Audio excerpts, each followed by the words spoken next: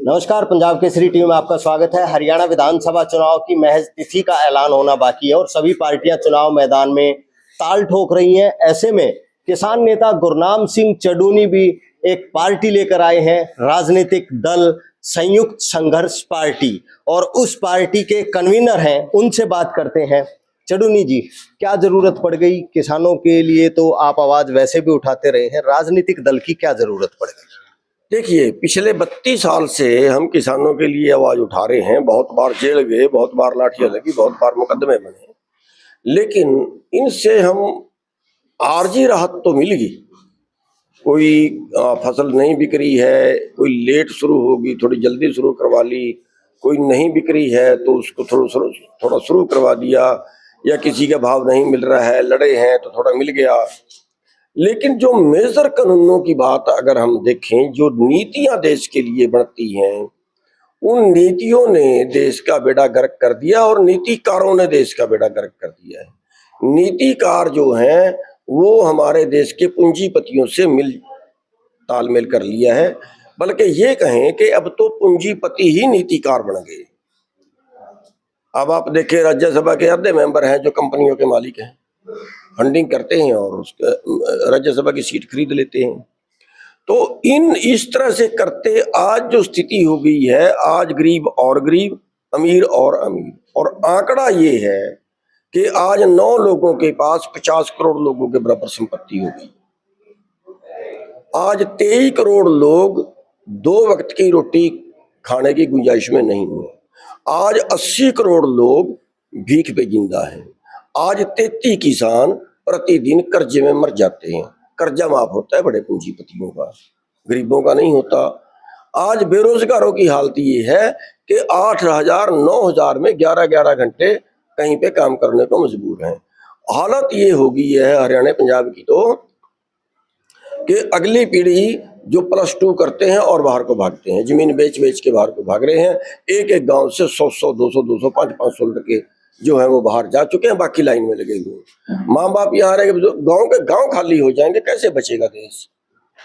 इसको बचाने के लिए हमने पार्टी बनाई है कि नीतियां ऐसी बने जो निचले लोगों की आमदन बढ़े, ऊपरले लोगों की आमदन ना बढ़े। सारा रोजगार ऊपर छीन के ले गए। आपके सामने यहाँ पे 2 रोड अभी निकल रहे हैं, इधर 152 निकला, जितने हाईवे निकल रहे हैं, इस पे एक होटल कोई नहीं खोल पाएगा, इस पे एक ढाबा कोई नहीं खोल पाएगा, इस पे चाय की दुकान, इस पे पंचर की दुकान कोई नहीं खोल पाएगा। सारा कारोबार आगे से लेके पीछे तक का उसी रोड का वो चला गया, साहब का रोजगार खा गए।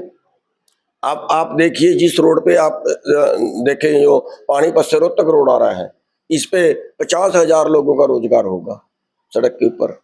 तो ये जो चीज है कि भी सारा रोजगार छीनो, एक ही को दे दो, ये इन नीतियों से देश का बेड़ा गर्क हो गया है। उसको बचाने के प्रयास से हम आए हैं कि जेलों में रह के, डंडे खा के, लठ खा के, सड़कों पर बैठ के कानून नहीं बदलाए जा सकते। कानून जहां बदलते हैं वहां पे हमारे लोगों। आप 1 साल बैठे रहे, कुछ सरकार ने मानी, कुछ बातें मानी, और उसके बाद पंजाब में भी कुछ किसानों ने चुनाव लड़ने की कोशिश की, नतीजे अच्छे नहीं रहे। तो क्या आपको लगता है कि राजनीतिक दल बना करके कुछ बेहतर नतीजे आपके आ पाएंगे? देखिए, पहली बात तो ये है कि हमारे कुछ लोग कहीं राजनीतिक पार्टी से जुड़े हैं, जब उनको ये लगता है कि आंदोलनकारी किसान अगर राजनीति में आए तो उनका तो नुकसान हो जाएगा, वो ये बात फैला देते हैं कि नहीं, किसानों को राजनीति थोड़ा ही करनी है, किसान तो अराजनीतिक रहेंगे, किसान तो राजनीति से दूर रहेंगे। और पीठ पीछे जाके करते हैं, वही लोग नीचे नीचे जाके करते हैं। कई बार मैं फेसबुक खोल के देखता हूँ तो जितने गलत कमेंट आते हैं ना, सुन के सब के फोटो कहीं हुड्डा के साथ है, कहीं बीजेपी वाला के साथ है, कहीं किसी दूसरे के साथ है, सारे राजनीति में करते हैं। हमें नहीं करनी चाहिए, उनको करनी चाहिए। ये बीच में रोकना चाहूंगा, ये आरोप तो आपके ऊपर भी लगे थे कि आप कांग्रेस द्वारा सपोर्टेड हैं और कांग्रेस के कहने पर ही सड़कों पर उतर रहे हैं। तो इस तरह के आरोप तो आपके ऊपर भी लगे हैं। लगे थे। हमारे ऊपर ये आरोप लगा था कि कांग्रेस ने फंडिंग की है, इनको बिठा दिया सड़क पे। ये किसान थोड़ा ही है तो कांग्रेसी हैं, तो उग्रवादी हैं, तो खालिस्तानी हैं, तो पाकिस्तानी है, पता नहीं क्या क्या बोल दिया था। अब उल्टा इल्जाम लगा रहे हैं। अब ये इल्जाम लगा रहे हैं कि नहीं, ये तो बीजेपी को सपोर्ट करने के लिए पार्टी बनाई है, ये तो कांग्रेस की वोट काटेंगे, इन्होंने तो बीजेपी की सपोर्ट कर रहे हैं। तो अब ये इल्जाम लगा रहे हैं, पहले बीजेपी इल्जाम लगाती थी, अब कांग्रेस इल्जाम लगा रही है। तो इसका मतलब तो फिर हम देश छोड़ के चले जाएं। हम राजनीति करेंगे, इस देश को बचाने के लिए करेंगे। और जितने गंदे लोग भरे हुए हैं, जितने इन लोगों ने राजनीति का व्यापारीकरण कर दिया है, या तो पैसे के लिए राजनीति करते हैं, चौधर के लिए राजनीति करते हैं, देश से कोई मतलब नहीं है, हजारों कत्ल कराते हैं धर्म के नाम पे, जाति के नाम पे। ये राजनीति थोड़ा ही होती है, ये तो देश का बेड़ा गर्क करने की बात होती है। हम देश को बचाने के लिए राजनीति करते हैं। हरियाणा में बड़े बड़े नाम हैं राजनीति में, भूपेंद्र सिंह हुड्डा, ओम प्रकाश चौटाला, कहीं भारतीय जनता पार्टी, कहाँ स्टैंड कर पाओगे आप? कमजोर से लड़ने में तो मजा ही नहीं आता, मजा ही तकड़े से लड़ने में आता है।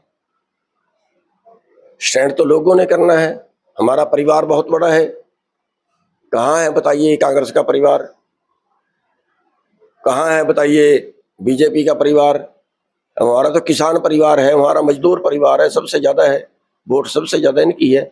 खाली इनको समझाने की जरूरत है कि ये खाली इनके दिमाग में बढ़ने की जरूरत है। और ये जो कहते हैं ना राजनीति में नहीं आना चाहिए, उनका एक कारण सबसे बड़ा ये है कि अगर ये लोग कहीं राजनीति में आ गए और फिर राजनीति में आके इन्होंने काम करके दिखा दिया, अगले बार में लोग कंपटीशन करेंगे कि ये जो पैसे से सत्ता खरीदते हैं इनके काम का रोल क्या है, और जो संघर्ष करके राजनीति में आए हैं उनके काम का रोल क्या है। और फिर वो रोल का जनता कंपटीशन कर लेगी और फिर उनका सुपड़ा साफ होता चला जाएगा। इसलिए वो ये बात फैलाते हैं कि नहीं, इनको तो राजनीति में आना ही नहीं चाहिए। क्यों? राजनीति को चोरों के लिए है। राजनीति में देश को याद करा के हमें वोट का अधिकार मिला है कि वोटों वालों का राज है, जनता का राज हो। यहाँ जनता का राज नहीं, यहाँ पैसे वाले का राज है। वोटों का राज नहीं है, नोटों वालों का राज। सत्ता के खिलाफ हमेशा लड़ाई होती है। सत्ता भारतीय जनता पार्टी के पास है। भारतीय जनता पार्टी को हराने के लिए क्या किसी गठबंधन के बारे में भी विचार हुआ है? देखिए, अभी तो हमने शुरुआत की है, आज पहली प्रेस कॉन्फ्रेंस में रोहतक में कर रहा हूँ। तो जितना जितना हमारा वजन बढ़ेगा, अभी वो हम देखेंगे कि कितना लोग साथ जुड़ पाते हैं, कितने लोग साथ देते हैं।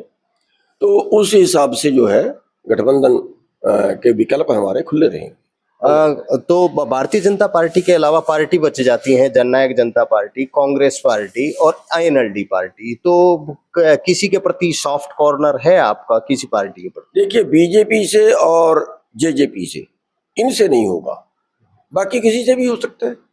बाकी के लिए सबके लिए दरवाजे खुले। कांग्रेस और INLO, क्योंकि अभय सिंह चौटाला ने तो किसान आंदोलन में आप लोगों को समर्थन किया। देखिए, इनके अलावा एक गठबंधन और भी चल रहा है, जैसे चौटाला और मायावती इकट्ठे हो गए हैं। अभी जो कुंडू जी हैं, महम से विधायक हैं, उनकी पार्टी समझौता कर सकती है। अभी चंद्रशेखर जी हैं, वो शामिल हो सकते हैं, और ये सारे इकट्ठे भी हो सकते हैं, भी उनके साथ में हो सकते हैं। ऐसा भी हो सकता है, मतलब कोई थर्ड फ्रंट बन सकता है, उसका आप पार्ट हो सकते हैं। थर्ड फ्रंट भी बन सकता है, उसकी पार्टी भी हो सकते हैं। ये विकल्प अभी खुला है, इसके लिए अभी थोड़ा ठहर के फैसला करेंगे। फिलहाल 90 की 90 सीटों के लिए तैयारी है। फिलहाल 90 की 90 सीटों पर हम तैयारी करेंगे, और समझौता नहीं होता तो सब पे कैंडिडेट खड़े करेंगे, समझौता हो जाता है तो उस हिसाब से देखेंगे। तो गुरनाम सिंह चडूनी, उन्होंने राजनीतिक ताल ठोक दी है, और फिलहाल उनका ये कहना है कि भारतीय जनता पार्टी और JJP के साथ किसी प्रकार का समझौता नहीं होगा, और अन्य दल बहुत से हैं, उनके साथ गठबंधन हो सकता है, नहीं तो 90 की 90 सीटों के लिए उनकी तैयारी है। अब देखना यह होगा कि कौन उम्मीदवार उतरते हैं और गुरनाम सिंह चडूनी इस विधानसभा चुनाव में अपनी क्या छाप छोड़ पाते हैं। रोहतक से मैं दीपक भारद्वाज, पंजाब केसरी। हमसे जुड़े रहने के लिए हमारे YouTube चैनल को सब्सक्राइब करें और नई वीडियो की नोटिफिकेशन के लिए बेल आइकॉन को दबाएं। अगर आप ये वीडियो Facebook पर देख रहे हैं तो लाइक जरूर करें और ज्यादा से ज्यादा शेयर करें। धन्यवाद।